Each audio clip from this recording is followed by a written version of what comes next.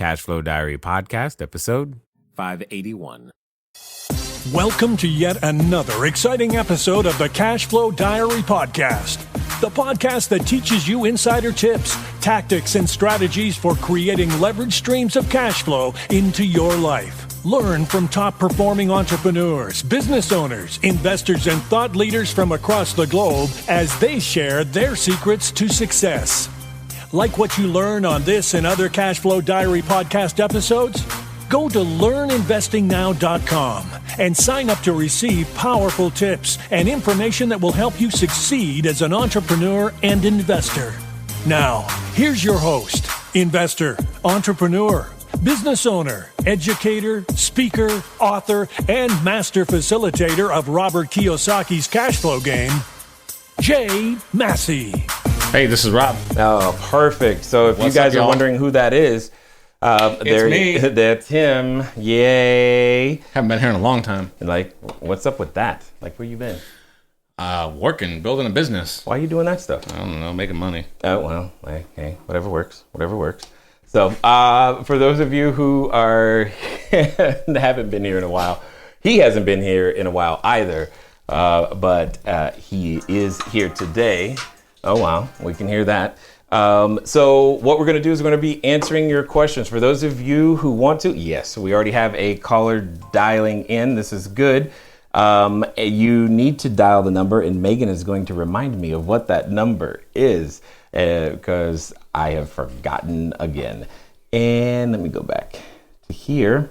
So for those of you who are watching for the first time, welcome. My name is Jay, CEO of Cashflow Diary. And what we do is we do our best to help individuals become bigger, better, badder entrepreneurs in any way that we possibly can. Because the goal at the end of the day is for you guys to go out there and change lives, provide jobs, change your family in some way, shape, or form. We do that using real estate vis-a-vis the short-term rental strategy. And at the end of the day, hopefully, every one of you become exactly what you hope to be. So with that being said, I have with me today none other than Mr. Robert Vocolla. So he will be here to assist with some answers, and we are going to do our best. One of the things that I'm going to tell you today is a strategy that I know if you use it, well, what it'll do is it will assist you in becoming very profitable, especially during holiday season. So we will definitely talk about that for sure. Were you about to say something? Yeah, I'm just going to say I'm excited to be here. It's been a long time since I've been here. I don't think I've actually been on the live stream since you moved to this new studio. No. That's very exciting. I feel like this is my first time. Like I'm like jittery. I'm excited. I gotta get some questions. I want to talk to some people. Yes, we are definitely going to do that. All kinds of new technology, guys. This is like a rocket ship in here. This is great. Absolutely. 417-344-2274. That's the number to dial if you want to talk to us while we are sitting here. And we have a caller at the moment, so we're going to definitely go ahead and take that. And then for those of you who are watching on Instagram. Oh, nope. Instagram. We ain't on Instagram right now.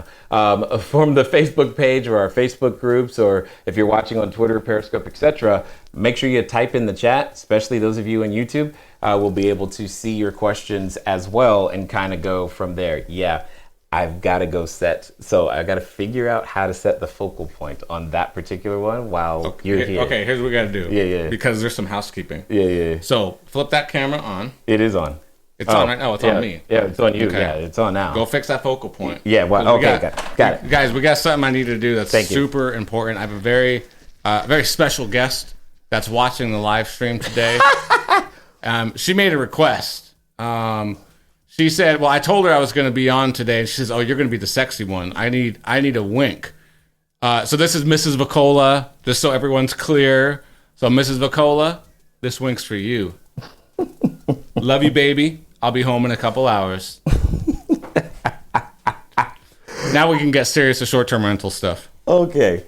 Yeah, now we can get serious with the short-term rental stuff. Is that good for you? Does that look right? That looks good. That's crystal clear now. Right, let me do that wink one more time. Love you. Oh, my God. Anyway. Okay. Yeah, enough of that. As I said... Oh my goodness. I need that because that controls 417-344-2274. I will put that on the screen since David was kind enough to type it in there for us. 417-344-2274. We are going to talk to, looks like Brian and April from Michigan. Let's see how things are going. Oh, crud. Forgot that was still playing. Hey, Brian. April, how are you guys doing? Hey, Jay, we're back. We're back. Well, okay, yes. We're glad you're back. We never really went away. Well, you're right. Where could you have possibly have gone? We're glued. Getting right to it for you. We did finally get that first guest, and we ran into kind of a situation where we disabled access to guests to have control to the Vivint panel. Yes. But there was still that just little swipe sensor that they could arm it. So when they went to leave the next morning, it was setting off the alarm, was calling to see if you had either a process in place to let them know before check-in, or if that was a setting that we could change on the system itself. I would love to tackle this one. I wasn't even going to say anything. Just go for it. So for all the technology that we have in place in our rentals, this is a what is it called? Source Not subject? digital, but if it's not digital, it's an analog, analog process for this one. So we actually use sticky labels that we put on the panel itself that says for administrative use only. Do not touch. Tampering with this device may alert and call authorities. So once we started using that, or putting those on all of our panels, we got far fewer false positives.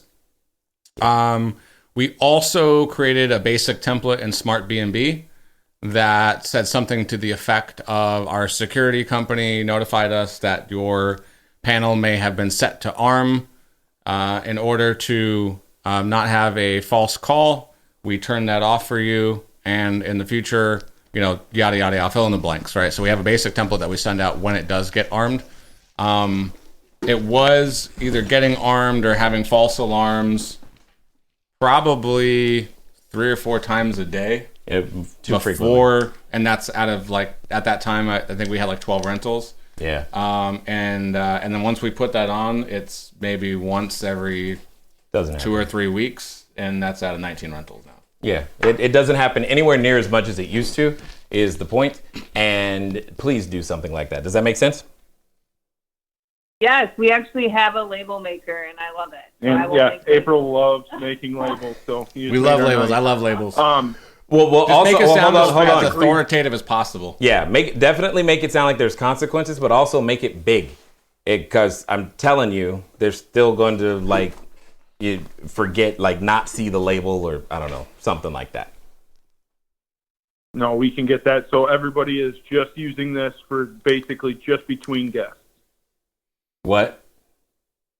The security system is, we're only arming it in between stays. Well, okay, yes, in theory, but if you're doing everything that we've suggested, in between stays is between 11 a.m. and 4 p.m. the same day. I mean, it's not even worth it because your cleaning crew's there. We hope so. Good point. So, but yeah, you're right, and just keep that in mind. Okay, that fixes it. Oh, okay, got it. So, was that it? That's it? That's it. Yeah. Yes. Did you? Okay, so how did you get the second reservation yet?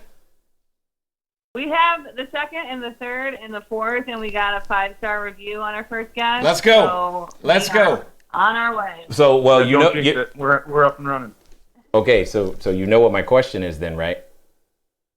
When are we getting our next unit? See, I love it. Yes. Yes. And the answer is? We do. We want a duplex or a quadplex. That's what they're called. We want a multiple, so we're looking for it. Yeah, we're running into, like you had mentioned, the logistics of a single-family home. It's just, it makes more sense to scale when we've got more units within arm's reach of each other. It's almost like I predicted that. Almost, but good. You gotta start with one. One. I understand. Good job. I'm glad to hear it. Again, if you have some more questions, feel free to type them in the chat or make sure they make it to the Facebook group. But this is good stuff. So for those of you watching, this is pretty much how we roll. We have students all across the country and globe who are becoming bigger, better, badder entrepreneurs via the using short-term rentals as the strategy in order to go out there and build their real estate portfolio. So I am seeing a good number of calls coming in. So Megan, we are going to have fun today, which is awesome. So I'm gonna do my best to get through some of these, which means so that everyone knows, if you are typing in the chat, we haven't forgotten about you. However, we do prioritize the questions that come in from students. So just know that they're gonna definitely get their questions answered. And if you wanna speed it up, call in. So that's usually the fastest way to get it done. So we're gonna go to Dave in LA. Hey Dave, what's going on? Hey, what's up? How are you? Good, how's it going? So far, so good. I'm in here with Robert Vocolla, if you did not know. Hey Robert, what's up, man? How you doing, brother? Good job on all your success. Yeah, he's awesome. Don't come on, stop now. He's heard all that. He's heard all that already. What's up? Yeah. How can we help you? Okay, I was wondering if you can help me out with this problem. I've got a logistics VA customer service manager issue here. Okay. The question sounds complicated, but go for it. Okay. I've got 3 VAs that are working 18 hours a day, 7 days a week. Say that again? Wait. Located. Each of them are working 18 hours a day, or you have 3 that are covering an 18 hours worth of shift? No, they're covering. So they're working 6 hours apiece, is what you're saying. 18 hours. Okay. Yeah. That makes more sense. Okay. Yeah. I've got 3 VAs. Each of them are working about 8 or 9 hour shifts, and they're covering 18 hours a day, 7 days a week. Okay. All 3 of them are from the Philippines. Okay. Okay. They are good at following our really, really extensive, long training manual and SOP. Yep. This is true. And doing a couple other things, like very like robotic type of copy and paste, or yes, things like going by like a very extensive checklist. Okay. They are not good at doing customer service manager type of things. Out of these 3, I thought that one of them would step up to the challenge. One of them would be really good and would be able to manage the other VAs, as well as step in and help me out and be a manager to our vendors and our independent contractors and a bunch of other help I need. Okay, so I just want to be clear that I'm hearing this correctly. Are you saying that you that how many times? Well, okay. Is this your first shot with VAs? Is this like the first time you've done it? I've been with VAs for 6 months. And this is the first. So this is the first time that you've done this, right? Right. Okay, yeah. so if I want to put this in perspective, I would say, Dave, you had a realistic expectation that on your first time with your first 3 people that you were going to find the person who could do everything? No, I thought that I could promote one of them. Yeah, that's my point. You thought you only needed to look at 3 people to find that one person. Oh no, I've gone through like probably 7 or 8 different VAs until these are the 3 that I'm comfortable with, who are able to do, Hey Dave. So I'm gonna step back a couple years into my my corporate life when I worked in marketing for technology companies.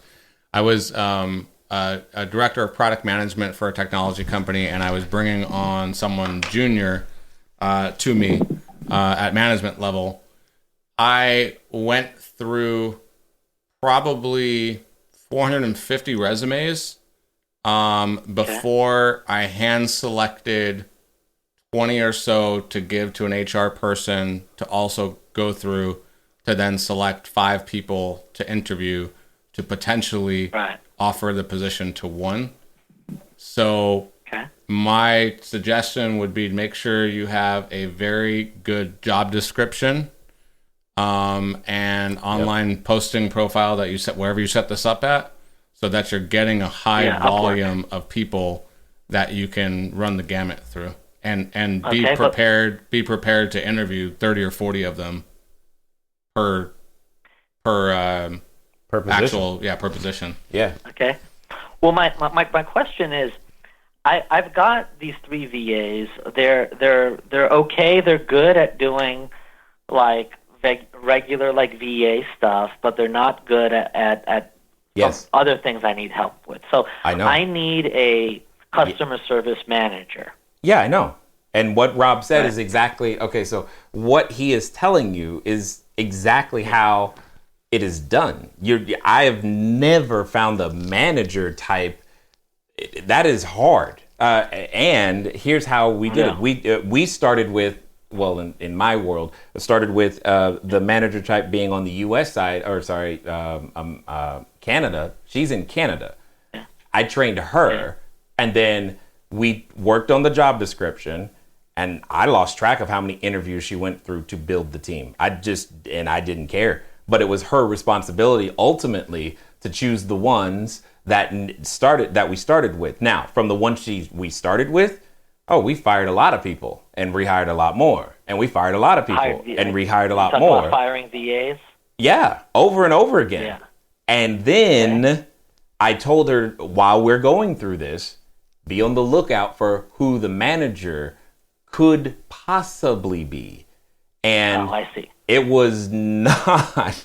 It was a lot more than. It was a lot more than 3 people who we had actually worked with that were there. Oh yeah. Okay. Yeah. Well, let me ask you this question. I've been thinking of bringing in a manager. Like, you know how you've got Megan. She's really good. Yep. I want to bring in a manager. I'll train the manager and have the manager help me out. But the thing is this: I can't figure out the hours that this manager is supposed to work, because I'm working 24 hours a day, 7 days a week, doing what I'm doing. Not all together, but like in different spurts, you know. So, I know, because you refuse to follow the system. But here's the deal. I'm following. Here's the deal, my friend. What am I? Wait, what part am I not following? Okay. Let me. Okay. I'll just wait here. Let me ask you. I have no idea, but I know it's not typically a good idea to ask that question. I got the automation. How many? Okay. How many units do you have, Dave? I've got 43. Excellent. Good job. How many units? How many cities are those 43 units in, Dave? Before I met you, I was in multiple cities across the country. Yes. And since your retreat that we had a year ago. Yep. Another one's coming up, by the way. I was convinced to only go around my own neighborhood, and that's where I've expanded to since last year. Okay, so what about those ones that were strewn out everywhere? Are they still around, Dave, or are they gone? Yes. Yeah, I still have them. That's what I'm talking about. That's part of what creates this stress. But that's a whole nother story, another time. Here's the deal. I just got a notification that we have the maximum number of callers on hold right now, so I'm going to speed this up so I can get to them and get more people. Things are going crazy today. I'm going to let Robert finish this out, but what I want you to hear really, really clearly is if there's one place where you can't skip these steps, it's this. You have to invest. There's a gentleman by the name of Aaron Walker. This is who I learned it from. I did a podcast with him. I don't remember the episode number. His company name is A View from the Top. Look it up. He is the one who basically told me, Jay, if you are planning on hiring anybody, you need to be prepared For anything that takes you an hour to do, you need to be prepared to train them for 30. I was like, not encouraged when he said that. Okay. And I'm like, let me ask you, like, real fast. But okay. But I know you're short on time. Beyond. What hours is my customer service manager I was going to get to that. To work? That's what I was going to wrap up with. Are you using Smart B&B? I hope so. Are you currently using Smart B&B, the app? I'm not using Smart B&B, no. Okay. Well, if you use Smart B&B, which the system teaches you to do, just saying. If you use Smart B&B, they have a metrics tool, and in the metrics tool, you can see exactly when you have your highest volume of messages coming in to all of your channels. Yeah. And all your accounts. Okay. So you use that to determine when you need to have the most people on. And then secondly, the other thing I was going to mention was when Jay says that he hired the manager and trained her, what he means is she shadowed him for many, many months.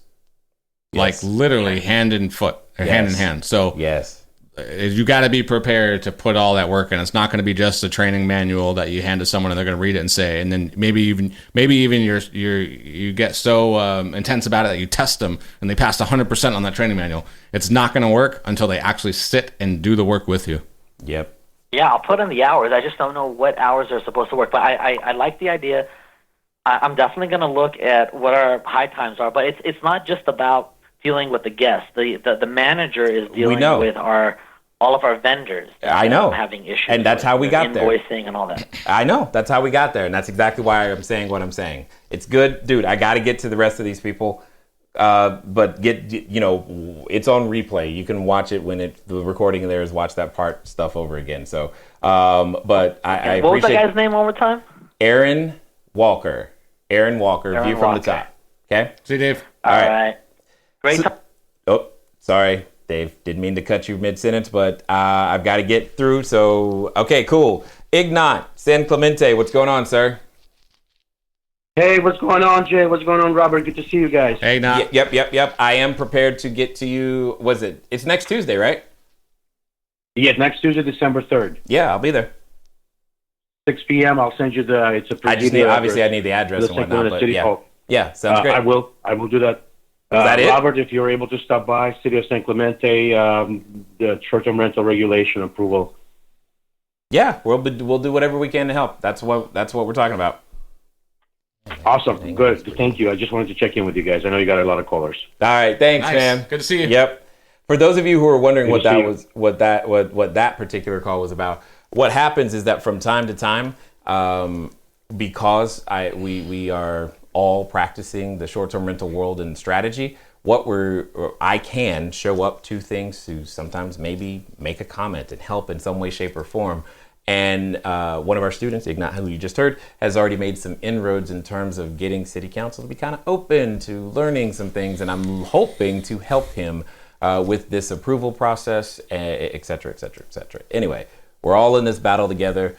And that's just kind of how we work. So let's just keep going. All right. Yes, Megan, I got your note. I see there's more in queue. I am trying to take them out. Megan is now getting upset with me, but I'm going to do my best. Here's Robert from Arizona. How are you, sir? I'm doing good. How are you guys doing? So far, so good. What can we do for you? So my question, I've actually posted on the students only group. Oh, okay. And then Daryl said, "Hey, why don't you ask that in the Q&A tonight?" I'm like, "Great idea." So my question is, what are the most important marketing KPIs to track? Oh, okay. This is exciting.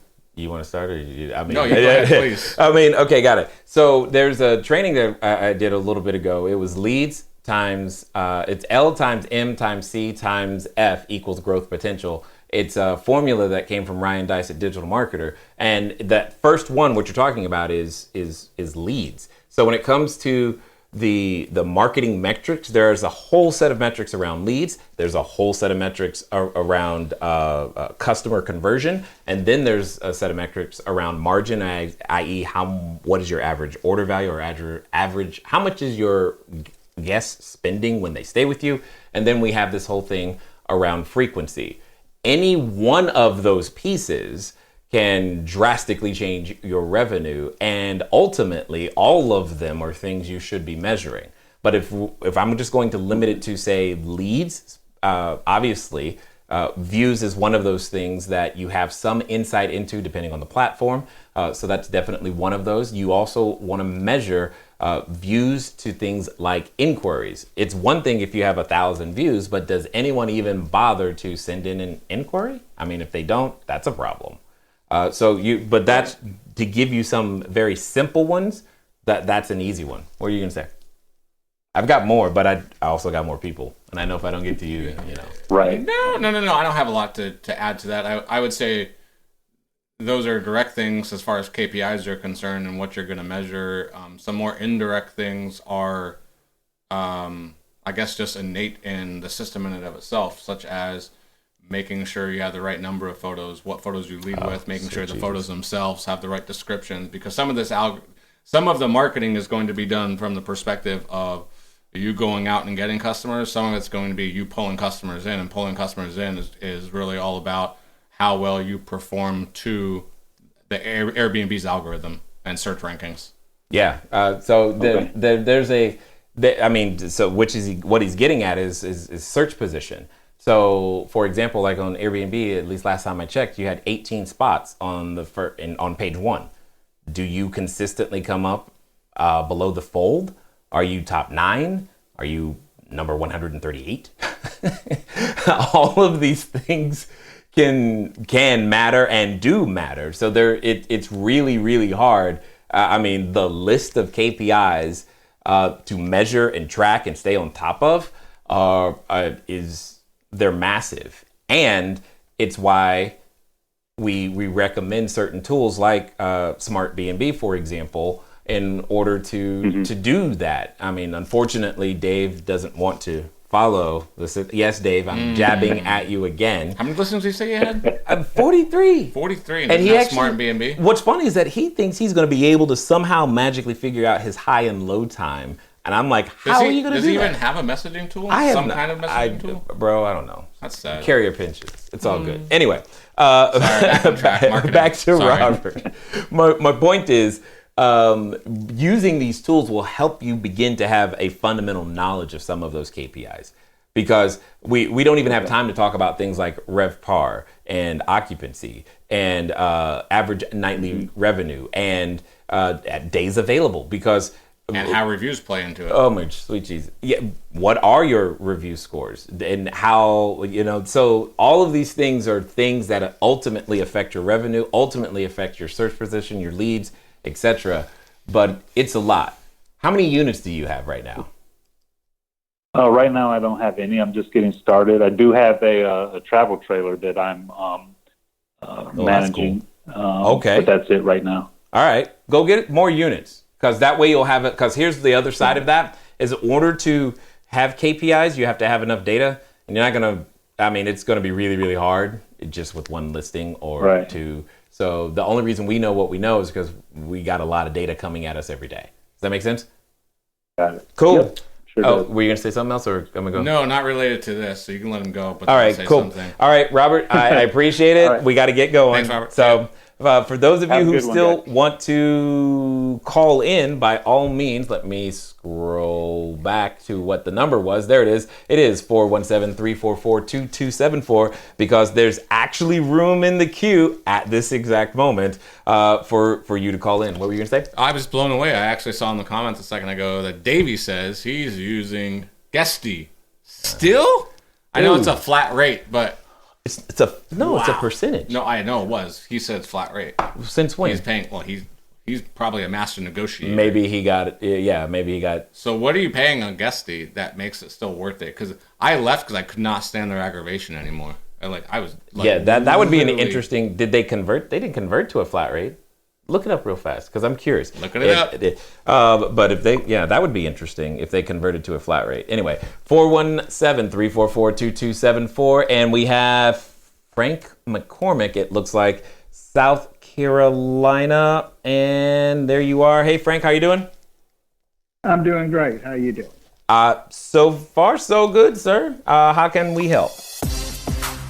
Hello there, entrepreneur. This is Jay Massey, and what I want to say to you is that the number one mistake that I have ever made in business, number one, has been waiting too long to do the books, waiting too long to get the bookkeepers, the accountants, the CPAs, the CFOs involved, and I don't want you to make that same mistake. That mistake cost me over 6 figures, and now for a significant discount, you have the ability to get your books together using FreshBooks. So what I want you to do is I want you to go over to gofreshbooks.com/cashflow diary. Again, that's gofreshbooks.com/cashflow diary. FreshBooks is the easy to use software designed to help you, the small business owner, the freelancer, get organized and save time on invoicing, getting paid faster, keeping those books in order so that it becomes a bonus for you to do your taxes as opposed to a burden. Go over to gofreshbooks.com/cashflow diary and get started today. And now let's get back to the rest of the story. Yes, I saw a message on the Facebook page. It was talking about basic and pro distinction in the relationship between Lodgify and Airbnb, and I didn't quite understand that. And the reason I'm asking the question, I was working on Lodgify today, and it asked, do I want to connect to Airbnb, and I haven't done that yet. I've got the website ready. So what did that mean when it's talking about basic and pro? Got it. So the difference is what is known as, say, an iCal integration. It's basically the technology that is used to actually connect your listing for the two softwares to communicate. One is known as with an application programming interface, or API, and the other is more, we'll call it old school iCal integration, and the biggest difference between the two is the time that it takes for the information to sync back and forth. Let me ask this question, Frank. Are you using Smart B&B? Yes. Okay, then choose basic and don't even worry about it, because Smart B&B has a feature known as Sync, which will address the concerns in terms of the syncing of the calendar. So don't even stress. Don't even worry about paying for any additional feature there. Just use the basic. Okay, I do have my first renter showing up tomorrow. Awesome. Congrats, sir. That's exciting to hear. Okay, thank you. That's a big help, because I did want to get now. If I understand it right, once we rent through Airbnb one time, we want to try to shift them when they come back to Lodgify, our own site. Yeah, absolutely. Remember, you're all. Oh, go ahead. No, yeah. What I was gonna say is, so what we do is, after every single reservation, about 2 days after that reservation, they get an automated email that basically invites them back and lets them know that if they book with us directly, they can at the very least save on the fees that they would have paid to the booking channels, such as Airbnb's fees and taxes. And we provide our contact information, our website, an email address that's specific to reservations, and a phone number in case they want to text us instead, because they'll try all different kinds of ways to get a hold of us to get a reservation. But that's just part of our process. And when guests reach out to us, and let's say we have a guest that wants to have a long-term stay, and they'll say something to the effect of, hey, this reservation's for 3 weeks, but I really need 3 months. Can you guys provide some type of discount? Can you accept, cash on site or whatever? We want to try to get this off the system. My basic response is, we can host you for any amount of time through the booking channel. And once you've made your reservation, then we can book with you again through our website, in which you would save some money. But you have to book through the booking channel first. I make it very clear to them that it is part of our host terms of service, that once they reach out to us on Airbnb, we have to take a reservation to them, and that's to protect us and our business. I understand. Okay, great answers, because those were some things, because I was going to throw that switch on Lodgify tomorrow. Excellent, sir. Excellent. And one last thing, Frank, just so that you know, I'm assuming you're a mastermind student. If you are, inside the resources section, there's a downloadable resource. I've forgotten how many templates are there, but messages like the one that Robert was just mentioning, they're right there for you to copy and paste.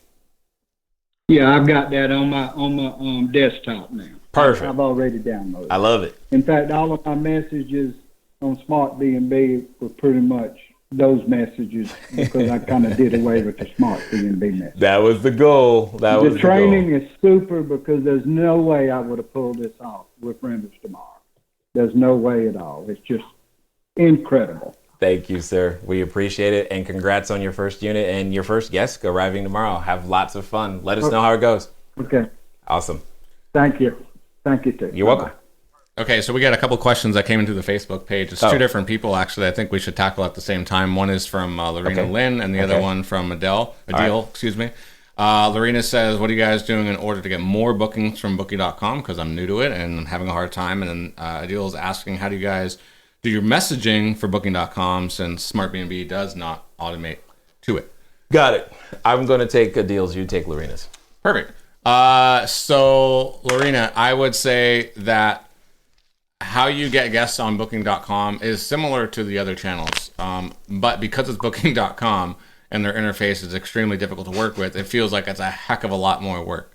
But it's the secret sauce between having every single field that you can possibly have filled out, and getting your pricing right. If you're using Logify, you're most likely doing a markup from Logify to Booking.com, and there's a very fine line between being able to make more money on Booking.com versus having absolutely outrageous pricing. I would say for myself in this market, I have found that Booking.com tends to be more cyclical around typical international holidays. So anything like a major holiday like Christmas and New Year's, as well as just summer breaks and things of that nature, Chinese New Year, the hot months in the Middle East. Is it ever not hot there? But it's not like I don't get reservations like Airbnb where it's just a constant drip. I'll get bursts of reservations from Booking.com, and when I do, it's very lucrative. So in short, make sure every single item on every single listing is filled out. There's descriptions.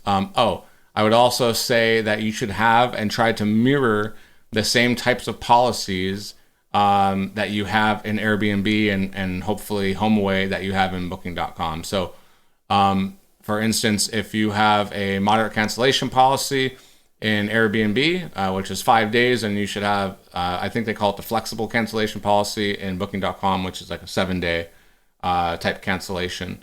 As far as policies are concerned, do everything you can to make sure they're as uniform as you can across the channels.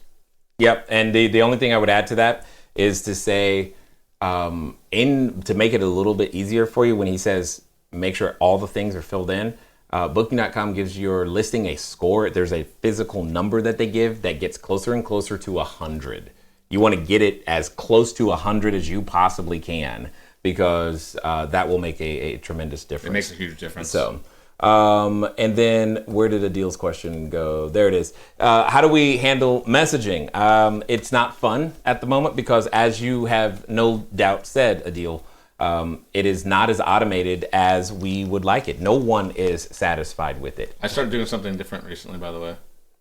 That's a little bit better. Okay, go for it. So, before I was just sending messages out manually through Logify, primarily because I was getting reservations and they're, like I said, they were lucrative, but nowhere near the volume as with Airbnb. Right. In fact, HomeAway and Booking.com on my direct website was about 35% of reservations, as opposed to Airbnb being like 65%. Right. And of that, I would say of the total pie, Booking.com was 10 to 15%. So it was something that was manageable for me to do. However, I took the time to go into each of my listings and set up some of the automated templates that's directly in Booking.com. So the confirmation message that I would typically send from SmartBnB, that is plugged into Booking.com and that automatically gets sent. And my confirmation message not only tells them, hey, congratulations, we've got a reservation, here's the dates, times, location, but I also tell them here's what you can expect. And basically, we're going to send you a message right away that includes the rental contract and agreement for you to sign. And then 3 days before your reservation, you'll get the check-in instructions, and the day of your reservation, you'll get your door code. So what I do is I get that first initial message sent out from Booking.com, and then when I get messages come in, and I'm sure Jay being Jay will figure out a way to automate this, but I just use Google Reminders. I literally talk to my phone to set a reminder on a date and time of when I need to send the messages for the other guests. But I'm sure there's a way to automate a task, and one of the tools we use to actually create those reminders in Trello or something of that nature, which is, I will admit, is the preferred method. I just haven't figured it out yet or taken the time to do that. Yes, and what Rob says is very true. It's a very manual process. Right now, we're having those messages forwarded to a central email box that all of our staff have access to, and we're doing it manually that way. Now, with that being said, however, I have been on the phone, email, webinars with a number of different messaging tools and property management software companies, etc. And to a person, all of them have said the following words to me. We are working on the API integration with Booking.com. We have done everything that we can do on our end. Thank you, baby. We are waiting for Booking.com to finish whatever they need to finish on their end. And this is, again, I have been talking to multiple of these software vendors and providers. So they're not like icing out one of them.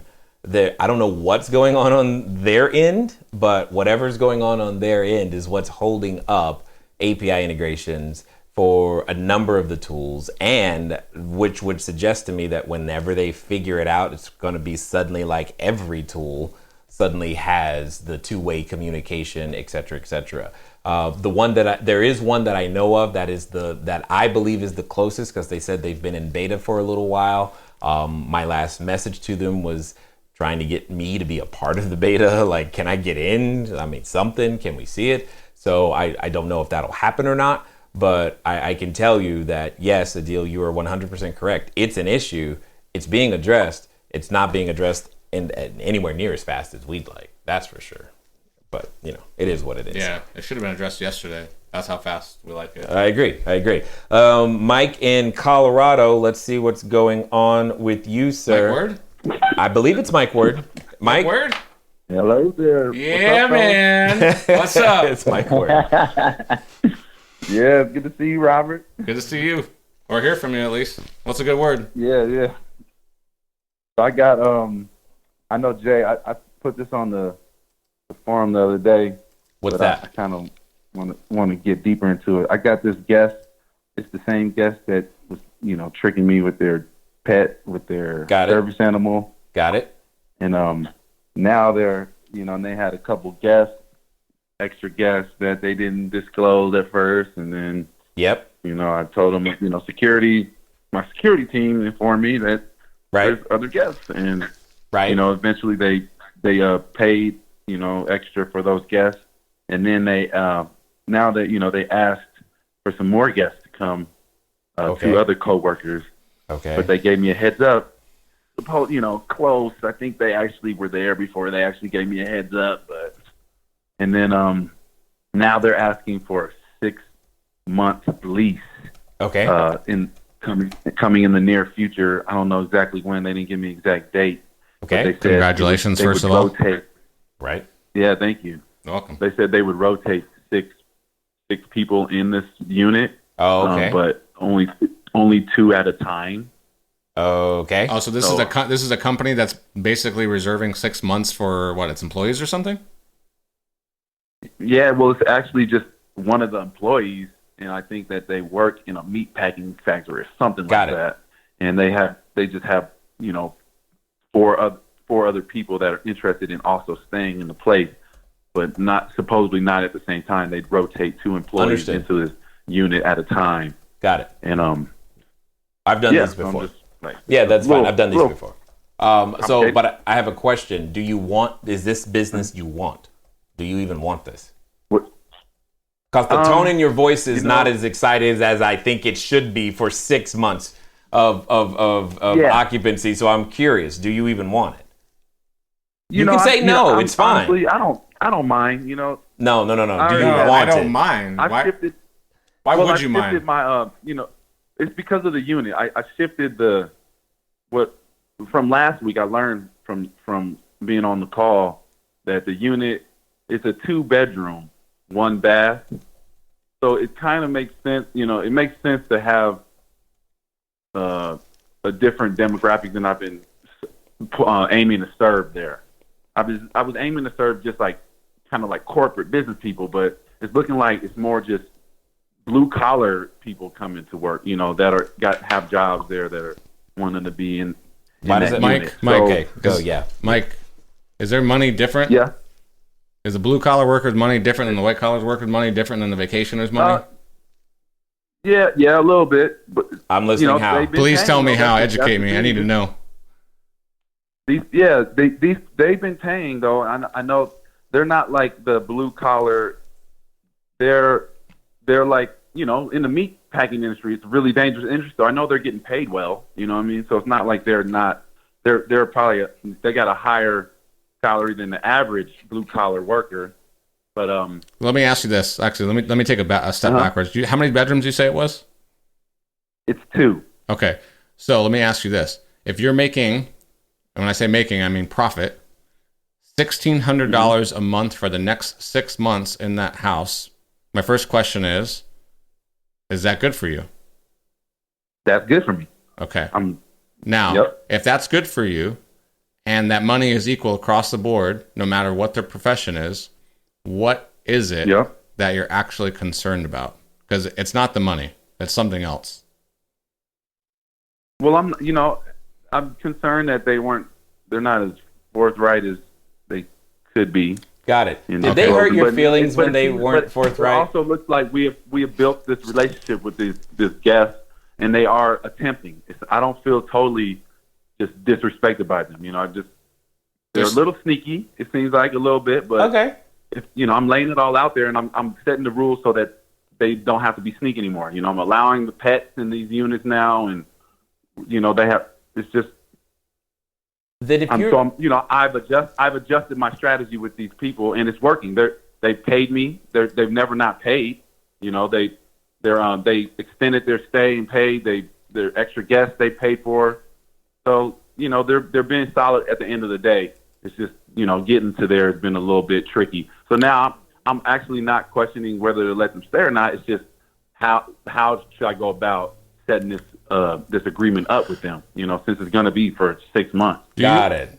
So you're talking about the actual tactical process of the reservation. Exactly. Got it. What platform did they come from? They came from Airbnb. Wow. Okay. And have you set up your direct booking website yet? No, that's been very tricky with Lodgify. That was another part of the question.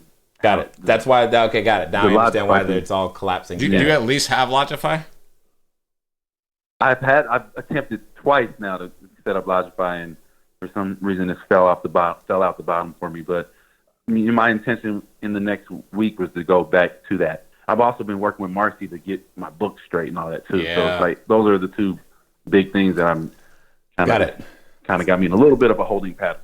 Got it. So here's where, so you've identified 2 of the things. The third one is you're going to be your actual rental agreement, etc., which again is a part of the Lodgify setup. And once you have that done, after that, it just comes down to really discussing what kind of a payment plan do you want to give them, if any. And again, not saying you have to even offer them one. Take all of because if you can get them to give you all of the funds for the entire reservation for 6 months up front, you now, I'm assuming, would have more than enough money to start another unit, and that would also be good for you as well. But that's really where this conversation is going to end up falling down to is, do they have the capacity to actually meet your requirements for actually staying there in terms of, you know, the amount of compensation you would demand up front, which for me is no less than 60 days. So on something like this, I would want to collect in cash up front no less than at least 60 days. And you would have 30 days. You must every 30 days every 30 days thereafter. Okay? Yeah. And I need a 30-day notice. If for some reason something ends, you need it to end early, I must have a 30-day notice. So it will not end any earlier than 30 days from the day we are in receipt of said notice. Yes, and if you're using something like Logify, you can set it so the card, when he says collect funds, what he's really saying is an automated process for the card to be charged every 30 days. And that's in accordance with policies that you set up in Logify so that the guest has pre-agreed to that. And if, for whatever reason, the card bounces and they don't make good on that, the reservation ends and they lose all money. Period. 100. Okay. Or at the very least, you open up your calendar for whenever that whatever they paid for has ended. Yep. And just make them aware that the calendar is now open and available to anybody to book. And if you don't pay, then you're going to lose it. Correct. And when he also says, when Jay also says, find a way, it's always good to find a way to get them to pay 100% up front. What he's really saying is give them multiple plans and ways for them to pay. So let's say, for instance, you maybe provide a 10 or 15 or 20% discount for them to pay 100% of it up front. And or if they choose to do payment plans like we're mentioning, then it's 100% of the payment, or whatever that, let's say it's $3,000 a month, whatever, it's $3,000 every 30 days. And if it's paid up all up front, maybe that comes out to $2,800 or $2,700, something like that. And under no circumstances is this a situation in where you accept less than your net profit number of that $1,600 a month. In fact, if it covers some of whatever your high season months are, there probably should be a premium on that as well. But that's where I would come from. That's how I would put it together. But the tactical pieces you need, you've identified your Logify, the rental agreement, as well as the Marcy, the bookkeeper. Because if you get the number wrong, you're going to feel it. Right. Cool? Okay. All right. I got to get at this. No problem. No problem. All right, let's get over to William. Yeah. William has been waiting for quite some time and is uber patient. And that also means, guys, there's room in the queue now for anyone who wants to give us a call. So, William, what's going on? William, are you there? Is William still there? William waited so long. But it still says. Is he muted? Oh, I forgot to hit the talk button. Oh, come on, Jay. He can't talk. Now he can talk. I'm here. There he is. My bad. It was me. Anyway, 417-344-2274. Anyone want to give us a call? By all means. Megan is there. Be nice to her, and then we will talk with you. What's up, William? How can we help? Hey, gentlemen, thank you for taking the call. I want to make this as quick as possible because I know you have a ton of people. And the question I have, I posted on Facebook as well. I'm engaging some financial institutions, and I'm looking for resources that can explain and better describe the short-term rental business. I know you said there's something that you had in your materials. When I go to tools and resources, I'm unable to basically see any tools and resources. They're all locked. I am a student of the Mastermind Blueprint or whatever. I don't know. I guess I'm trying to anticipate any other questions you may have to be able to better answer how I can get some of those resources from you. Okay, so help me understand exactly what is it that you are trying to present to whom, and I can probably direct you better. What are you looking for? What are you hoping to find? So as I build out my business plan and my business strategy to share this with someone else, someone who's not in the short-term business, like a financial institution, I want to have some of the resources that you spoke about. I wish I could tell you exactly what video and what slide, but there's some videos and slides that you were talking about how basically how you explain the business to your students. And I want to be able to give a 1 or 2 pager to my financial institution so that they can understand as I scale how I want to do this and how this business works. Does that make sense? Kinda. But I'm trying to understand, what is it that you're seeking from the financial institution, I guess, is better.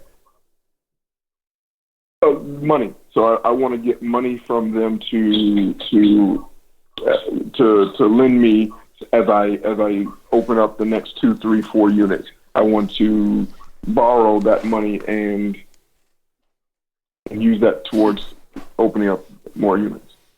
Got it. Understood. All right. So, and I see. Now I think I'm beginning to understand where you're having the trouble.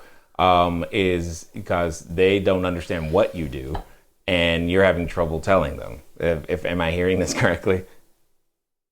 Well, no, I can tell them okay, and they're interested. And actually, some of the institutions said they don't do this or they don't do that, but I'm willing to do what you're trying to do because you're more doing a hospitality. Talking about me, I'm doing more of a hospitality spin, and not that I'm spinning it. It's just that's what we do. And so what I'm trying to elaborate on is how that business is not just real estate or not just the risk of real estate is different from the risk of hospitality. And I need to share that. And so as I share that in my 1 or 2 pager, I think you and I could be wrong, but I thought you referenced some resources that you've offered in some of your courses that will help explain that concept or that strategy. And so if I can utilize that as the blueprint and then use some of that information as I input that into my my 1-pager or my 2-pager, that would help me secure more money. I know what you're looking for now, and everything that we have designed is intentionally designed for landlords, not for financial institutions. That's the difference. Is that because typically where this conversation comes from, for the most part, is the new person who's trying to obtain their first listing or their first location, and they're talking to a landlord trying to describe it. So those resources exist, but they're not in a format that's going to necessarily help a financial person in any way, shape, or form at all, because that's not even what they're designed to do, primarily because the majority of the lending institutions that I have spoken with personally and interviewed and blah, blah, blah, blah, blah, they're still having trouble putting together the correct underwriting model, specifically the correct underwriting model when the real estate is not a part of that model. So, which is that's the whole thing. Does that make sense? I've not yet, and I'm open to it. I would love for him, hey, send them my way. We can have a conversation and we can figure out the format they want stuff in that'll make sense. I'm down. Now, short of having that, the only thing that I have found that is a way is, but it only matters once you've gotten started, is that there are a number of companies who will advance you against your future revenue or existing revenue in some way, shape, or form to help you get some additional capital going. But what you're talking about is how can I start with a loan in place that can cover me for my first 10 units or something, and I don't know of any place that can do that yet. But if you do, I'm down to have said conversation. Well, if he's a homeowner, I think we've identified that, and I think what you were saying, the underwriting is the question. And so if I can get more creative, and I don't mean that in a negative way, but I can get more creative on the hospitality front and not the real estate front, I think it will solve that question or that problem. And I'm 99% sure I've heard you explain it in a way, and you say, "Oh, I got a resource here, I got a resource there." I need to now put my finger on that because I think that's my golden ticket. They're there, but they're primarily structured for landlords just to describe the business, but they don't talk about any of the financial metrics that an underwriter would care about. But my financial metric is I'm going to be able to show the 2 years that I've been in the business. What I need now is basically the story to tell, to say, hey, this is not a real estate risk. This is now a hospitality or a small business risk in a different way. And so if you go inside the mastermind, what happens is for those students who have mastermind, you're talking about something that's literally in the bonus materials. If you go into the mastermind, under the mastermind bonus, there's another downloadable resources section.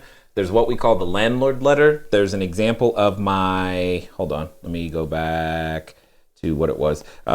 Scroll. Why is it not scrolling properly?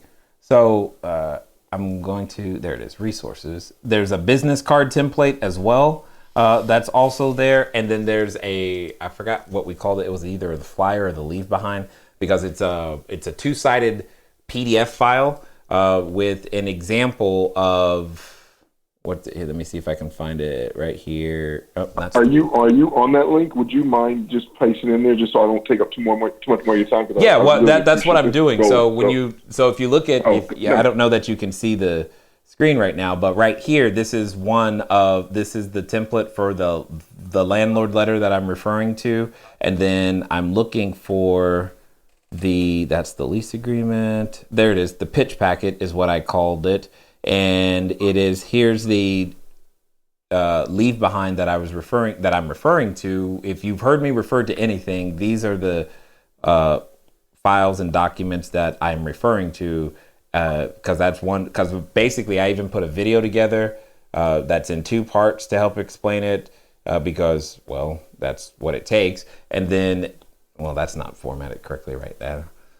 It doesn't look right. When you download it, it'll look better. But anyway, we had, this was a while ago, back when we only had 450 reservations. Anyway, so it has it here. The problem is, I mean, maybe this is what you're looking for, but I mean, if it helps you, great, it's there, but I just don't know if that's actually going to be what an underwriter wants. But if it'll help you tell the story, though, that's for sure. Okay. If that's what you're after, that's where it is. So I'm sorry. And I'm sorry, you got here how I'm just. So when you go to and watch how you're doing. Yeah, when you log into the training center, it's in the bonus. It says short-term rental mastermind bonus. It's in the mastermind bonus section, and it's under week 1.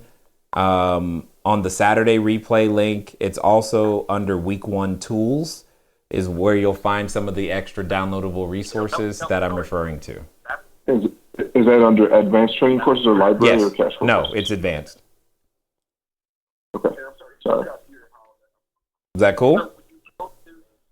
It is. Thank you, sir. All right, no problem. I think there it is. So we got another caller. Was there anyone in the Facebook group that we need to turn on? Let's see here.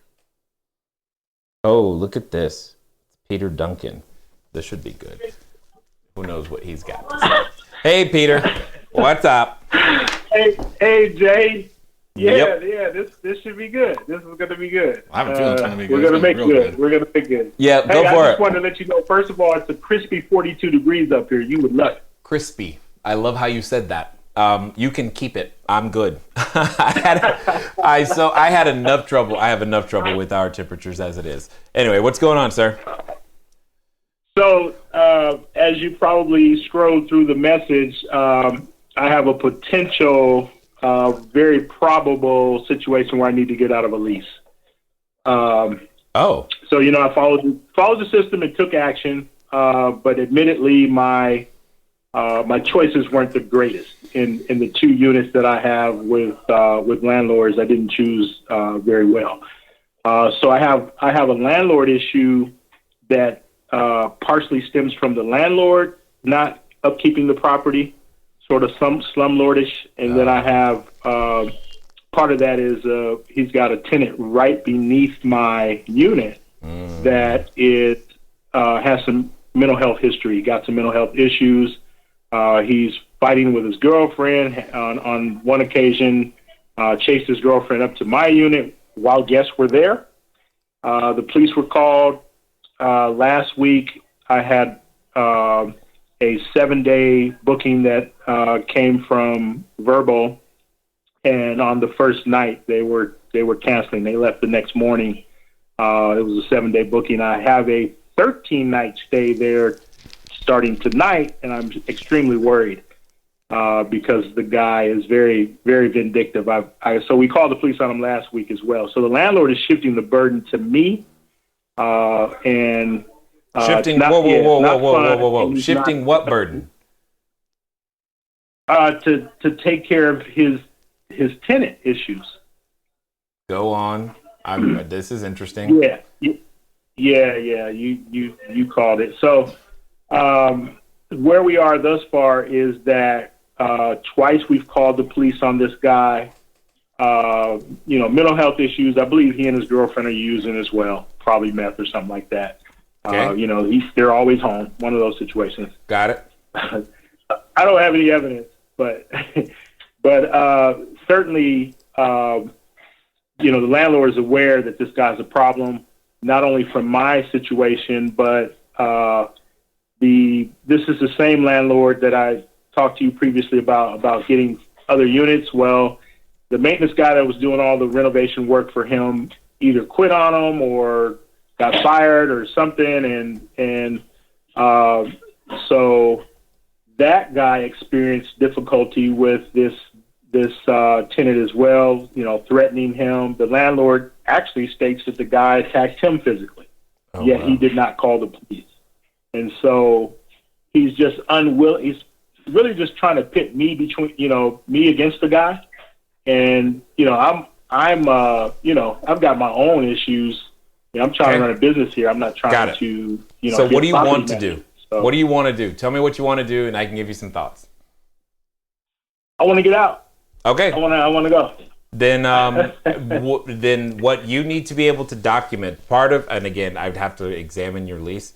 One, and because I'm about to say what I'm about to say, let's be really clear. I am not. I know you're not a lawyer. Thank you. I know you do, but I just got to say it because, it is what it is. And yet at the same time. Are you a therapist? I'm not. I'm definitely not that either. Are you get financial advice? Are you a lawyer, Robert? Are you a lawyer? I'm not a lawyer. I'm not a therapist. I don't give financial advice.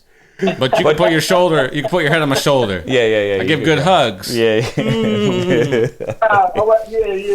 Good cop, bad cop. Right.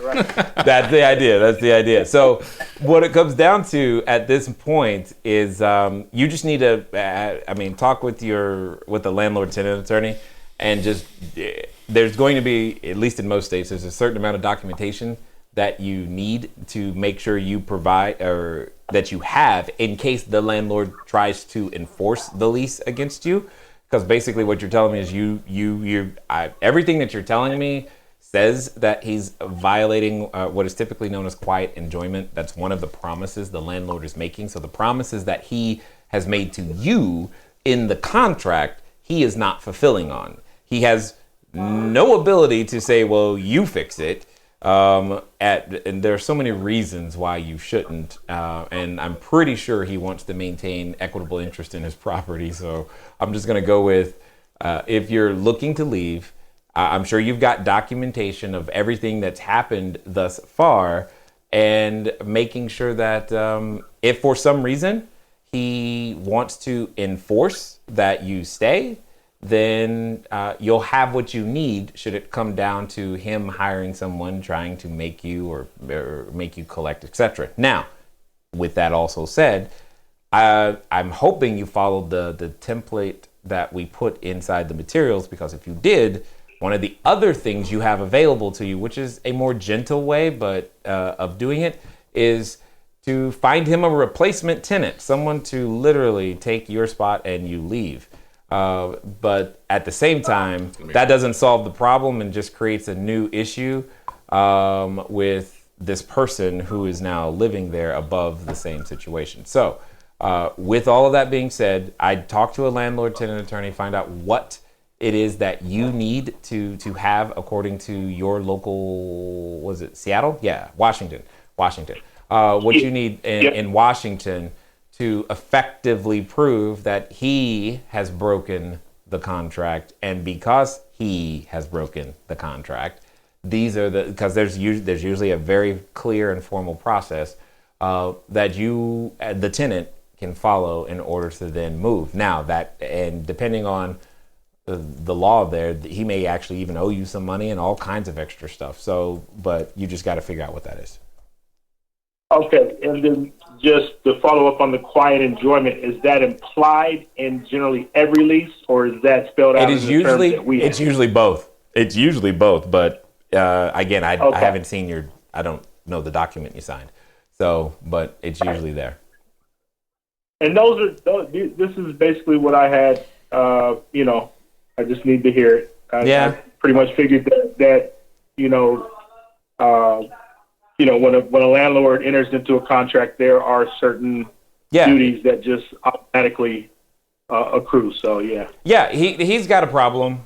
It's not your problem, and what you have is a responsibility to your tenant, and you just need to make sure that your fiduciary responsibility to him ends in a way that is defensible. That's really all I'm after.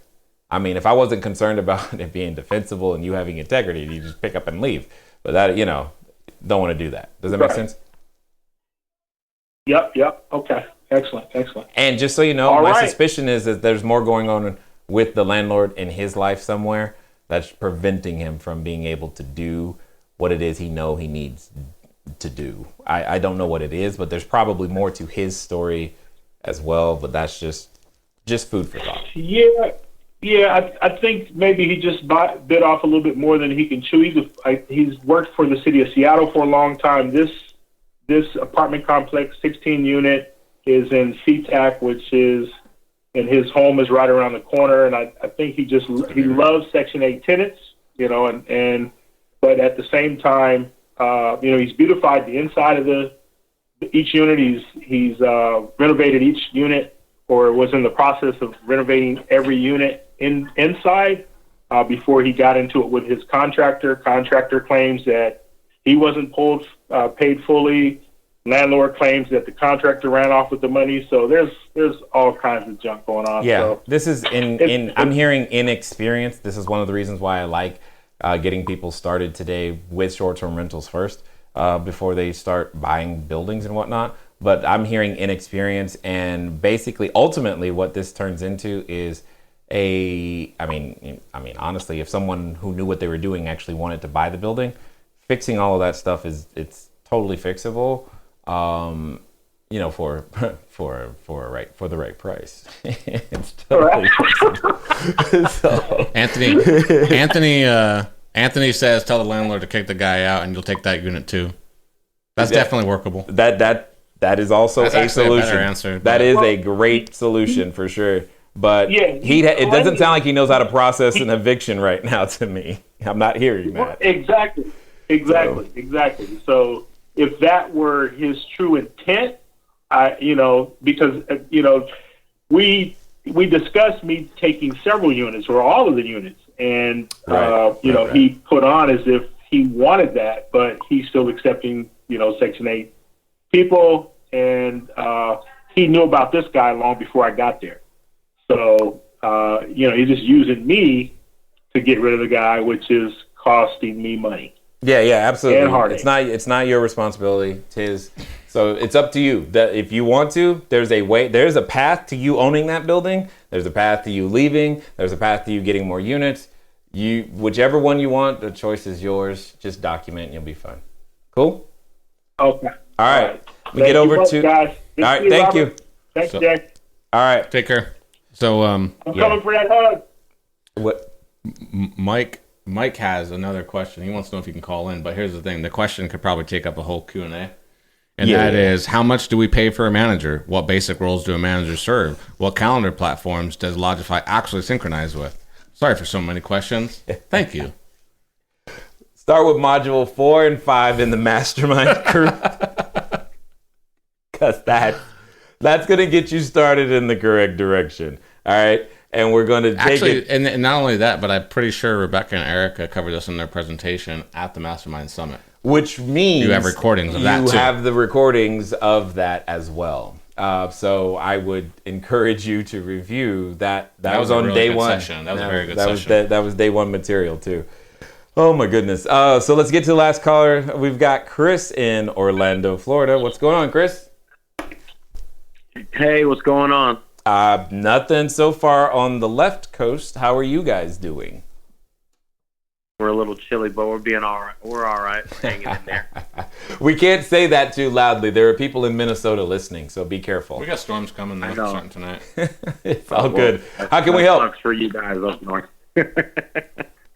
But my question was, me and my brother are we're going to start to do Airbnb. So I was going to ask you, I have a lot of, I've been asking a lot of the owners and I guess the listing agents if the owners would be open to doing Airbnb. And it seems like a lot of them are scared or don't know like how to go about it.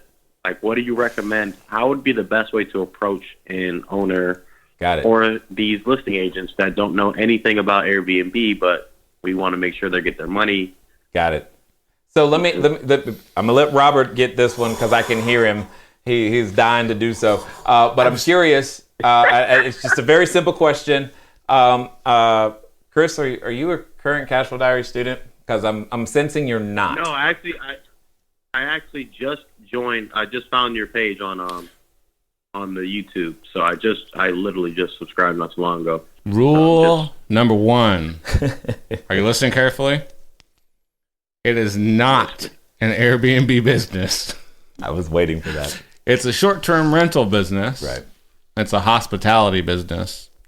Airbnb is a marketing channel in which you get one place where you get your customers. One of many, many, many, many, many, many, many, many places. And under no circumstances ever use that terminology with a landlord. They will kick you out before you get your foot in the door.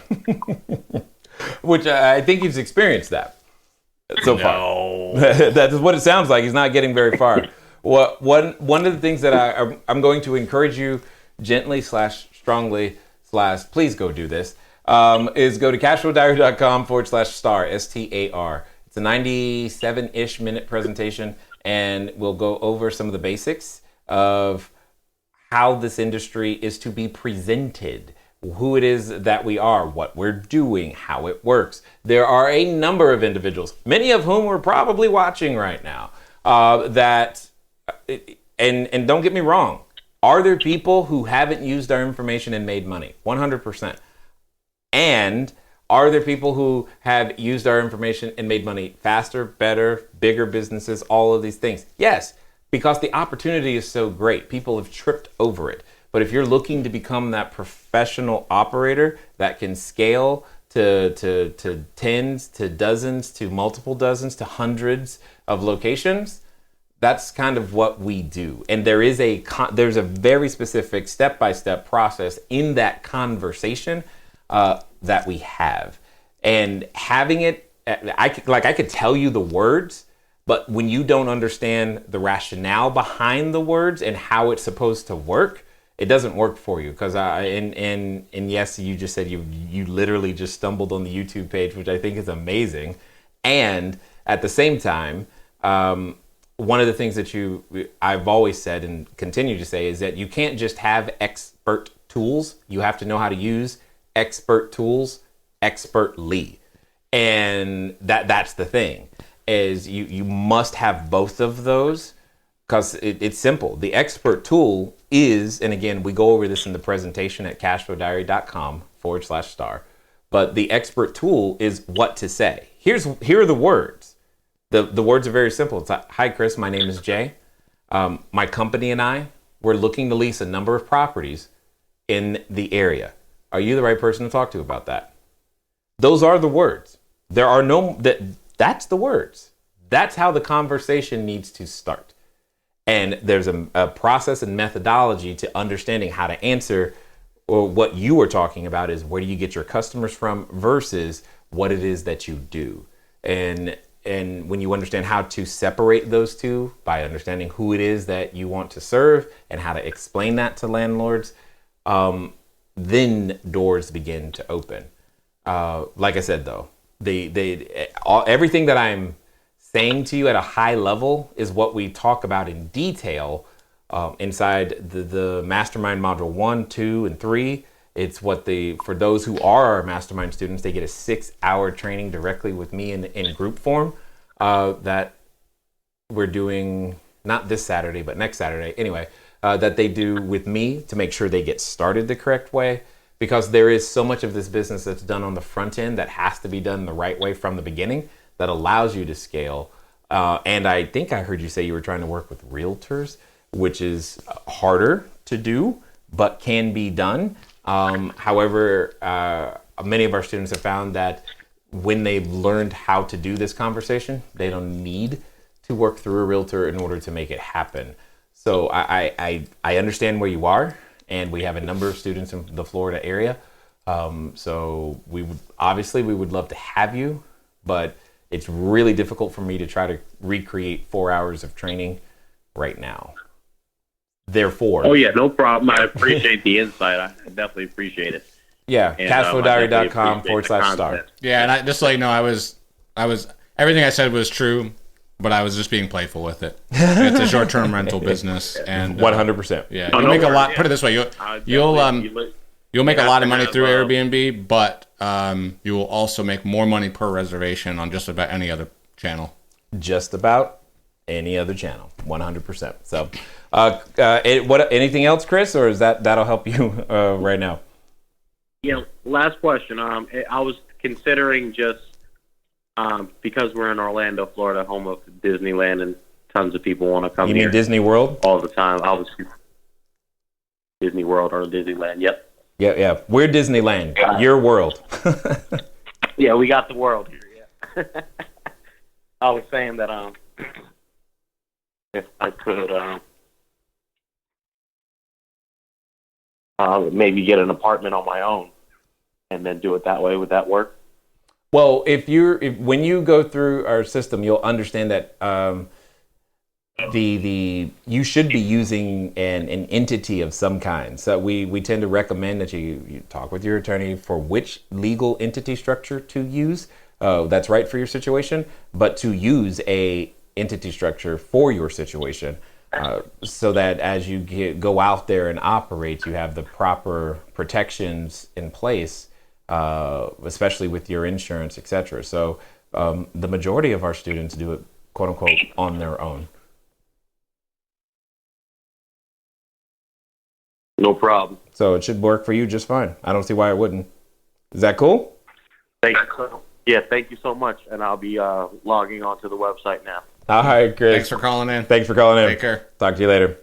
Okay, so Shelton just called in from Hawaii. Who? Big Shelton. Because I said it out loud, I kind of have to answer, don't I? I can't just go, no, I won't talk to you. That would be wrong. Yes, you have to answer, and that's probably one place where the weather is better than here. Let's find out. Yeah. That would be at least interesting to find out. Let's see if he's there. Shelton, how you doing? Hey, Jay, how's it going? Good. Is the weather better? What you got? Oh, gosh, it's Hawaii. What do you expect? Yeah, I know, right? Beautiful. I know. I have nothing answering that question. Of course it is. He's like, dude, what are you talking about, man? Yeah. What's going on? How can we help? So I got, so we're in a 30-day market, right? So Yep.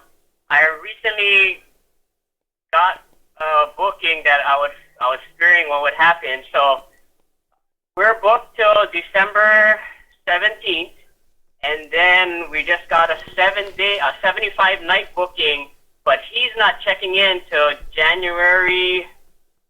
Oh, what was it? I'm sorry, I got it backwards. December 21st, the guy's checking out. This guy's checking in on January 17th. So I got like 28 days or whatever, 25 days of vacancy. Yeah, I think, okay. And you're probably about to ask me, how do I fix that? Yeah, I'm like, what? This was my worst fear. I was like, man, what happens if something like this happens? But on the good side is the 75-night booking. He took like top dollar. He didn't even negotiate a price. He was just like, I'll pay whatever you got, and it was nice. It was a nice payday for that one. So Got I'm it. just trying to see what I do for this vacancy. It's a good question.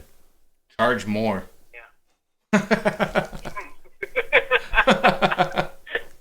Okay. Well, he's not wrong. But